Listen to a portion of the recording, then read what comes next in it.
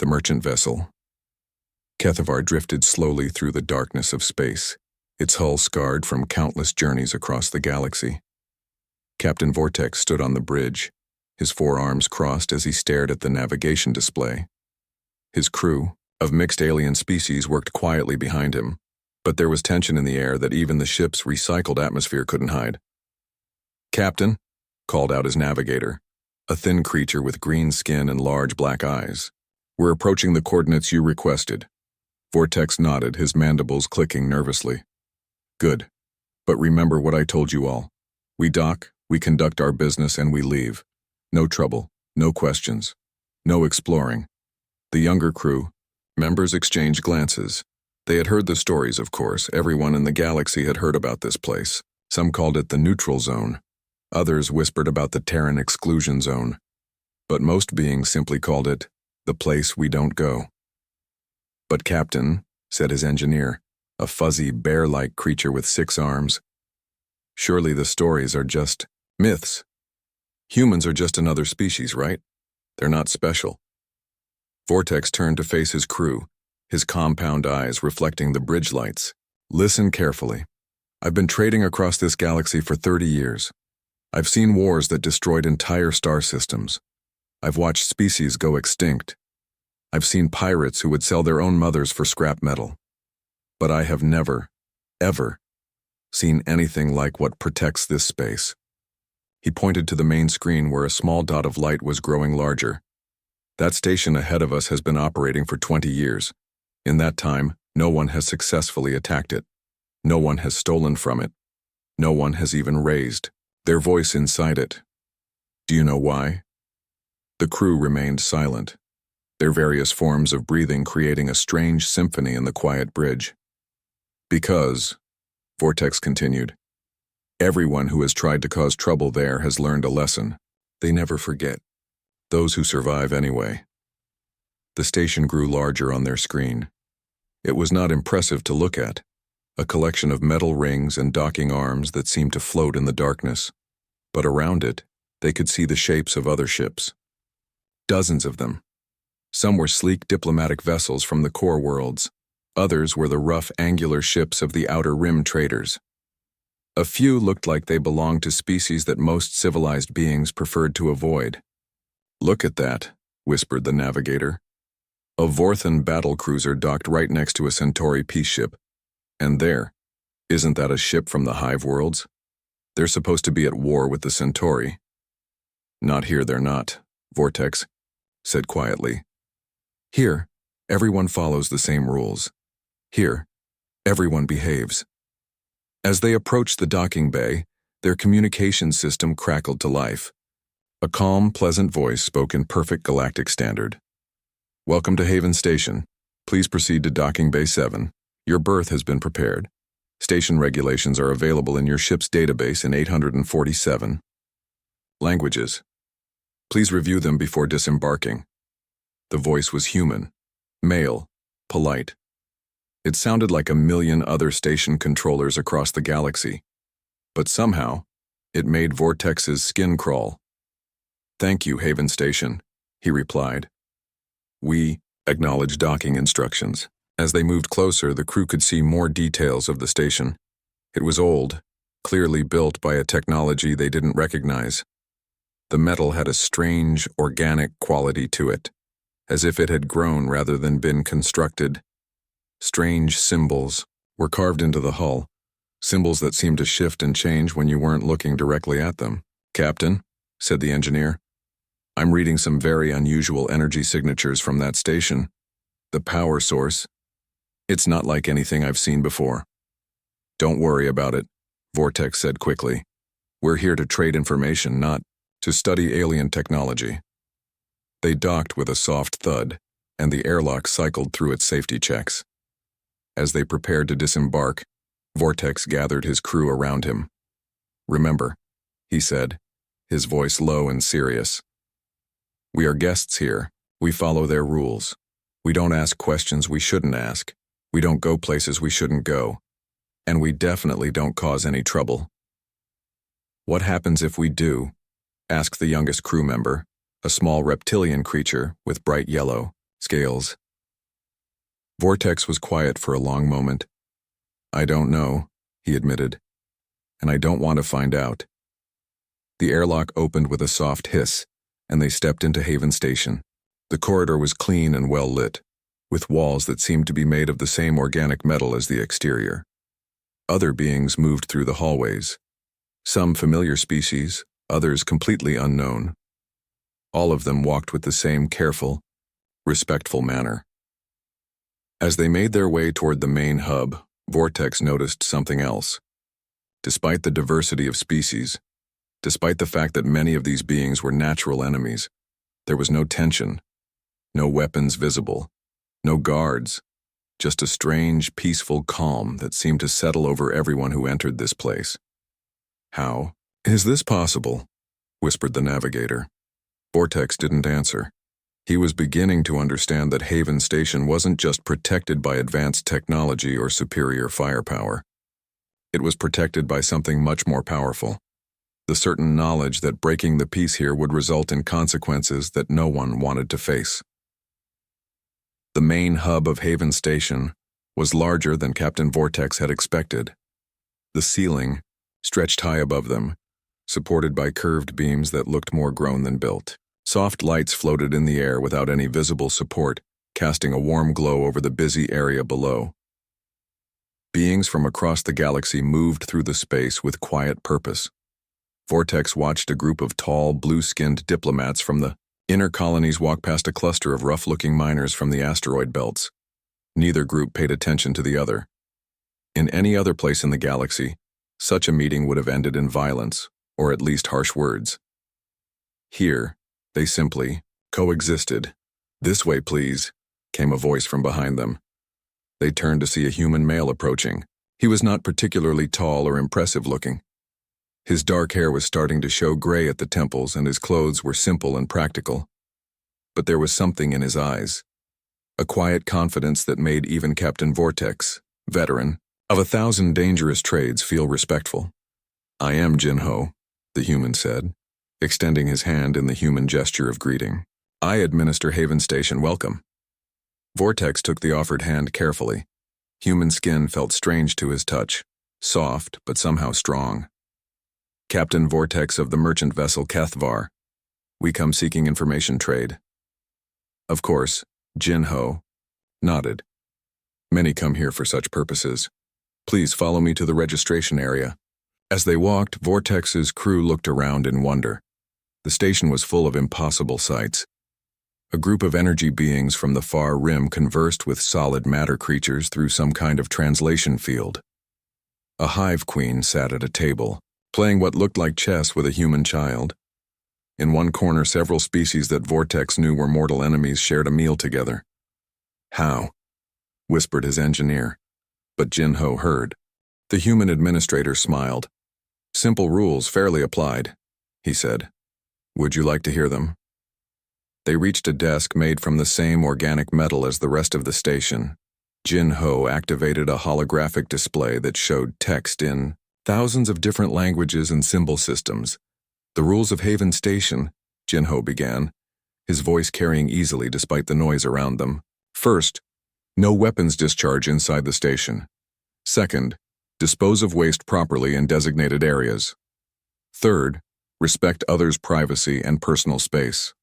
Fourth, pay all docking and service fees on time. Fifth, do not attempt to access restricted areas without permission." Vortex read through the rules in his own language. They seemed reasonable enough. Almost boring, in fact. "That's all?" he asked. "That's all," Jin-Ho confirmed. "Simple, yes? But everyone follows them." "And if they don't?" asked Vortex's navigator. Jin-Ho's smile never changed, but somehow it became less warm. "Then they learn why everyone else does." He handed them each a small device. "These are temporary access cards. They will allow you to use station facilities and find your way around. The dining areas serve food suitable for most known species. The trading posts are open continuously. If you need anything, ask any of the service terminals." As Jin-Ho spoke, Vortex noticed other beings watching the human with something that looked like respect mixed with caution. A group of Vorthon warriors, beings known for their pride and aggression, actually stepped aside to let Jinho pass. Even more strange, they did it willingly, almost eagerly. "Jinho," Vortex said carefully, "may I ask how long you have been here?" 20 years, 4 months, and 16 days, Jinho replied without hesitation. "I arrived as the sole survivor of a research expedition. The station was abandoned. I claimed salvage rights under galactic maritime law and made it operational." Again, the engineer's eyes widened. "You made this entire station work by yourself?" "I had help," Jinho said quietly. "The station's original builders left behind some very advanced systems. I learned to work with them." Vortex felt a chill run through his body. There were stories about ancient builders, species that had vanished from the galaxy long before most current civilizations had even evolved. Their technology was said to be beyond understanding. "The original builders," Vortex said slowly. "What happened to them?" Jinho looked at him for a long moment. "They went to sleep," he said finally. "But they left instructions, guidelines, ways to keep the peace." Around them, the station continued its quiet business, but Vortex began to notice things he had missed before. The walls seemed to pulse very slightly, as if alive. The floating lights moved in patterns that almost looked purposeful, and sometimes, just at the edge of hearing, there were sounds that might have been whispers or might have been the station itself breathing. "I see you're beginning to understand," Jinho said softly. "Haven Station is more than just metal and air. It's a living agreement between the past and the present. The builders wanted peace in their final resting place. I helped maintain that peace." "How?" Vortex asked, though he wasn't sure he wanted to know the answer. Jinho's smile returned to its full warmth. "By providing a service that everyone needs. A place where enemies can meet safely, where information can be traded without fear, where refugees can find shelter. People behave well when they need something badly enough." He gestured around at the peaceful scene. "Everyone needs this place. Everyone benefits from it, so everyone protects it, whether they realize it or not." Vortex nodded slowly, beginning to understand the true power of Haven Station. It wasn't protected by weapons or threats. It was protected by necessity itself. Captain Vortex had been on Haven Station for 3 days, and the peaceful routine was beginning to feel normal. His crew had completed several profitable information trades, and they were preparing to leave when the alarms started ringing. Not the sharp, urgent alarms that meant danger. These were different, slow, steady tones that seemed to come from the walls themselves. All around the main hub, beings stopped what they were doing and looked up. Even the children stopped playing. "Attention all residents and visitors," came Jinho's voice over the station's communication system. His tone was calm, but there was something underneath it that made Vortex's skin crawl. "We have new arrivals. Please continue your activities as normal." Through the main viewing port, Vortex could see a ship approaching. It was ugly and scarred, covered in weapon ports and armor plating. Even from a distance, he could see the symbols painted on its hull, the marks of the Blood Talon, one of the most feared raider crews in the galaxy. "Oh no," whispered his navigator. "Captain, shouldn't we leave? Now?" Vortex was thinking the same thing, but something made him stay. He wanted to see what would happen when someone truly dangerous tried to challenge Haven Station's peace. The raider ship docked with a loud crash that shook the entire station. Within minutes, the airlock opened and outpoured a crew of Vorthon warriors. They were large reptilian beings with scales like armor and teeth like knives. Each one carried enough weapons to outfit a small army. Leading them was Captain Grixnall, the most feared raider in 3 sectors. He stood 7 feet tall, with old battle scars covering his green scales. His crew followed him as he swaggered into the main hub, their boots making loud sounds on the metal floor. The entire station went quiet. Conversations stopped. Trading ceased. Even the floating lights seemed to dim slightly. But no one ran. Instead, hundreds of beings from dozens of species simply watched and waited, Where is the human who thinks he runs this place? Grixnal roared, his voice echoing off the curved walls. His hand rested on the grip of a plasma cannon that could have cut through a ship's hull. Jin-Ho appeared from one of the side corridors, walking at his normal, unhurried pace. He looked tiny next to the massive Vorthan warrior, but he showed no fear. His hands were empty and his expression was polite but firm. "I am Jin-Ho," he said calmly. "How may I help you?" Grixnal laughed, a sound like rocks grinding together. "Help me? You can start by giving me the station. I'm claiming it for the Blood Talon crew. We need a base of operations and this place will do nicely." Several of his crew members spread out through the hub, their weapons clearly visible. They grinned at the other beings, showing their sharp teeth.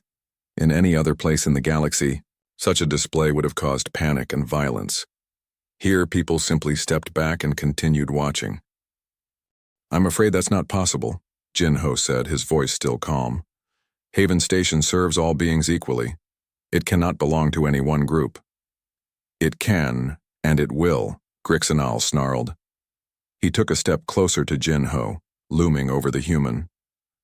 "I've heard the stories about this place, about how peaceful it is, how safe, but I don't see any guards, I don't see any weapons.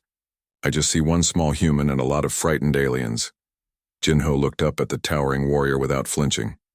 "Captain Grixnal, I'm going to ask you once more to leave peacefully. Take your crew, return to your ship, and depart Haven Station." "And if I refuse?" Grixnal asked, his hand tightening on his weapon.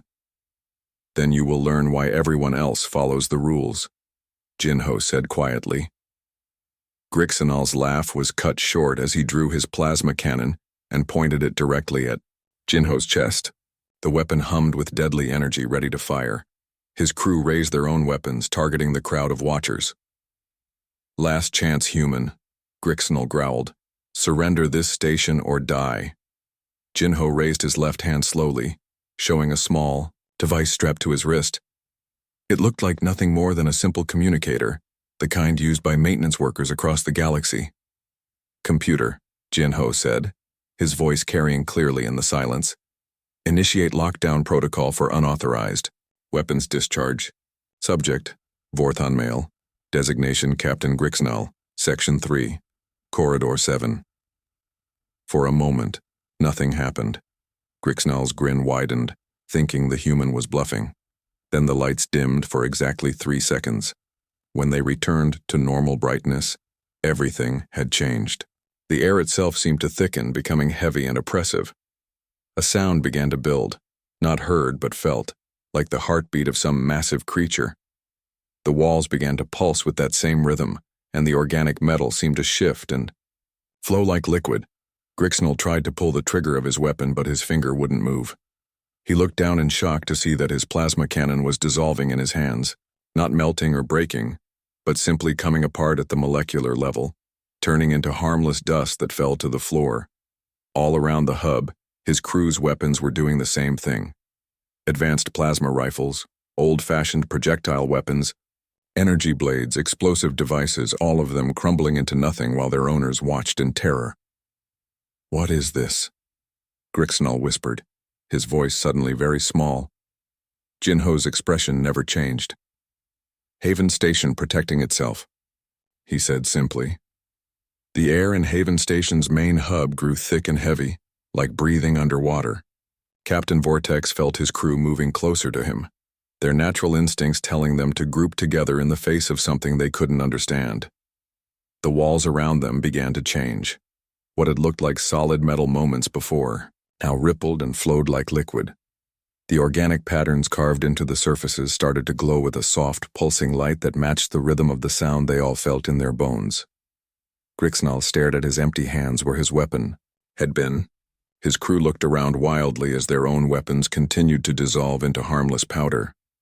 The massive Vorthan warrior who had terrorized entire star systems now looked like a frightened child. "This is impossible," he whispered. "Nothing can unmake matter like that."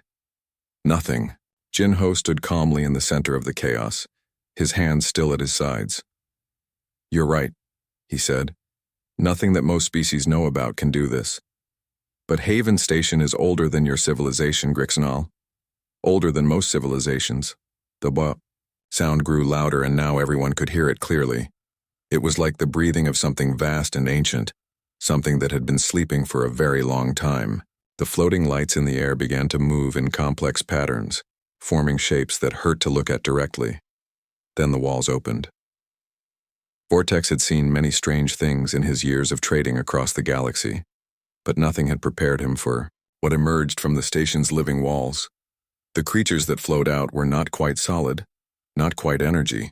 They shifted and changed as they moved, sometimes looking like tall, graceful beings made of starlight, sometimes like geometric patterns that folded through dimensions the eye couldn't follow.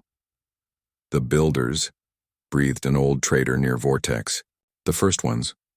They're real. The ancient beings moved through the hub with fluid grace, passing between the terrified raiders and curious onlookers.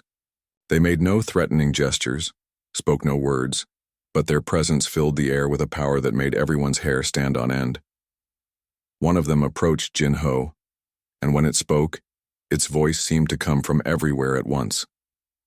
The words bypassed the ears entirely and appeared directly in everyone's minds, translated automatically into whatever language they thought in. The agreement holds, Jin Ho of the humans, the being said. You have called, and we have answered. Jin Ho bowed slightly, showing respect but not fear. These individuals have broken the peace, Ancient One. They threatened violence in your sanctuary. The being turned its attention to Grixnall, who fell to his knees under its gaze. The massive warrior, who had never shown fear in 100 battles, began to shake like a leaf in a storm. We know of you, Grixnall of the Blood Talon, the being said, its mental voice carrying sadness rather than anger.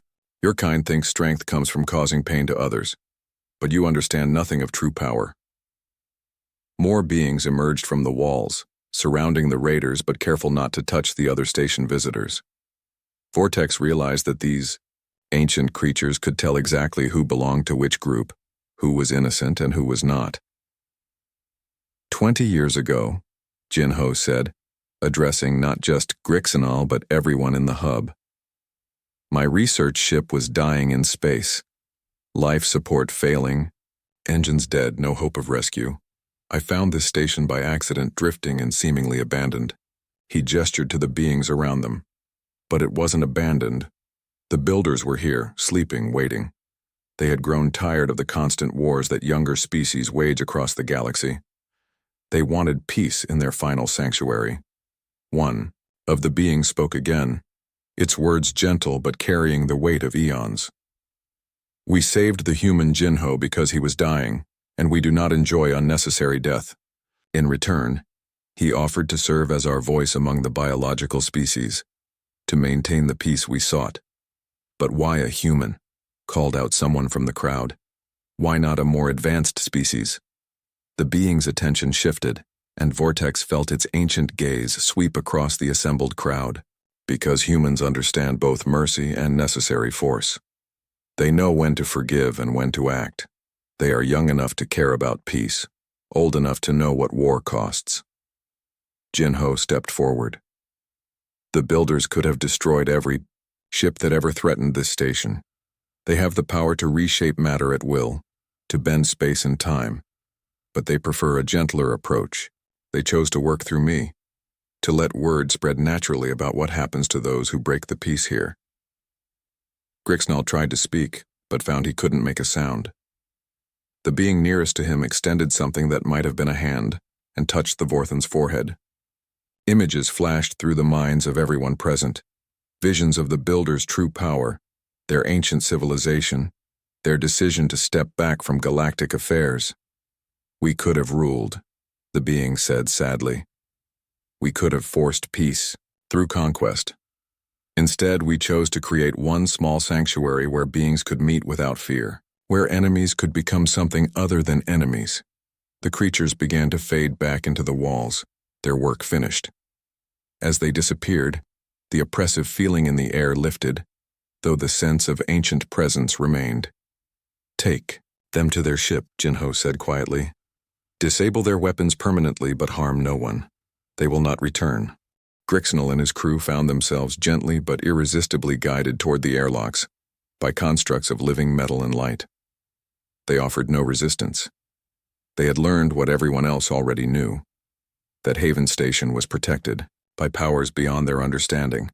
The constructs of living metal and shadow moved like water through the corridors of Haven Station, gently but firmly escorting Grixnell and his crew toward their ship. The Vorthon raiders, who had terrorized entire sectors of the galaxy, walked in complete silence. Their weapons were gone, dissolved into nothing. Their confidence had crumbled just as completely. Captain Vortex and his crew followed at a safe distance, along with dozens of other beings who wanted to witness this historic moment. No one spoke. The only sounds were footsteps and the soft humming of the station's systems, which seemed more alive than ever. At the airlock, one of the constructs extended a tendril toward Grixnell's ship. The Blood Talon, which had been a symbol of fear across the galaxy, suddenly seemed small and fragile. Lights flashed across its hull as the construct worked, and everyone could hear the sounds of machinery being changed deep inside the vessel. "Your weapon systems have been permanently disabled," Jinho said as he joined the group at the airlock. His voice was calm, almost gentle. "Your ship can still travel, still carry cargo, still support life, but it will never again be used to harm others." Grixnell turned to face the human administrator. The massive warrior's scales had lost their shine, and his eyes held a mixture of fear and something that might have been respect. "What are you?" he asked quietly. Jinho smiled sadly. "I'm just a man who was in the right place at the right time, or maybe the wrong place, depending on how you look at it." He paused, studying the defeated raider. 20 years ago, I was Dr. Jinho Park, xenoarchaeologist. I studied dead civilizations, tried to understand how great cultures rise and fall. He gestured to the station around them. Now I help keep living civilizations from destroying each other. The builders enhanced my lifespan, improved my health, but most importantly, they gave me a purpose I never expected. One of Grixnell's crew members, a young Vorthon who looked barely out of adolescence, stepped forward. "Will you kill us?" he asked, his voice shaking. "No," Jinho said firmly. "Haven Station doesn't kill unless there is absolutely no other choice. You're free to leave, but remember what you've seen here. Tell others what happens when someone tries to bring violence to this place." The airlock opened, and the raiders began filing onto their ship. Grixnell was the last to leave.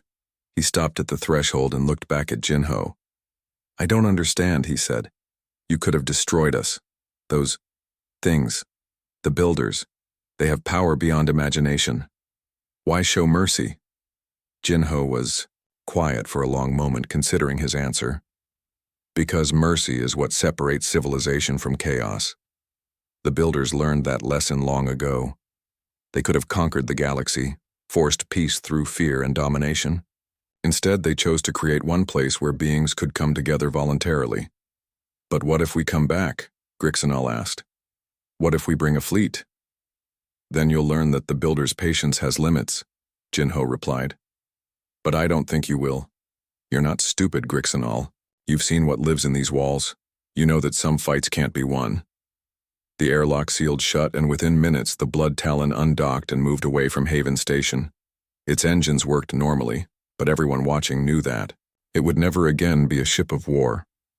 As the raider vessel disappeared into the darkness of space, the crowd in the docking bay began to disperse.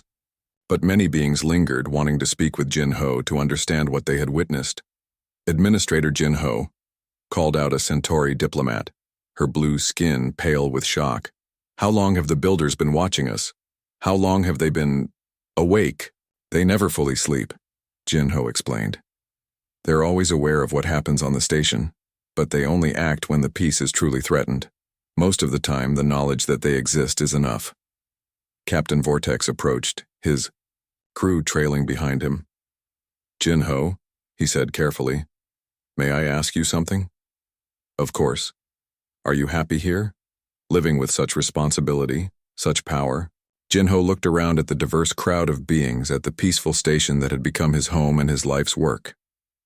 "I was dying when I found this place," he said. "My ship was breaking apart, life support failing. The builders saved me. Yes, but they also gave me something I'd been searching for my entire career. What's that? The chance to see civilization work, to watch beings from across the galaxy come together, trade, learn from each other, resolve conflicts without violence. Jinho's smile was genuine now, warm and content. I spent my life studying dead cultures trying to understand why they failed. Now I help living cultures succeed. Over the following days, word of what had happened on Haven Station spread across the galaxy through the network of traders, diplomats, and travelers who called it a second home.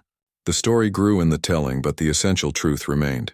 Haven Station was protected not by weapons or fleets, but by ancient wisdom and human judgment working together. Captain Vortex updated his official log as his ship departed the IXE Terran Exclusion Zone. Haven Station recommended for all diplomatic missions.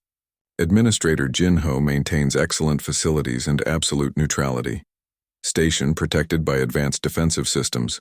Strongly advise following all posted regulations. But in his private journal, he wrote something different. Today, I saw the future of galactic civilization. Not conquest or domination, but cooperation protected by those wise enough to know when to show mercy and when to show strength. The humans weren't chosen to rule this place. They were chosen to guard it, and perhaps that makes all the difference. Haven Station continued its quiet work, a beacon of peace in a galaxy too often torn by war, protected by the partnership between ancient wisdom and human heart.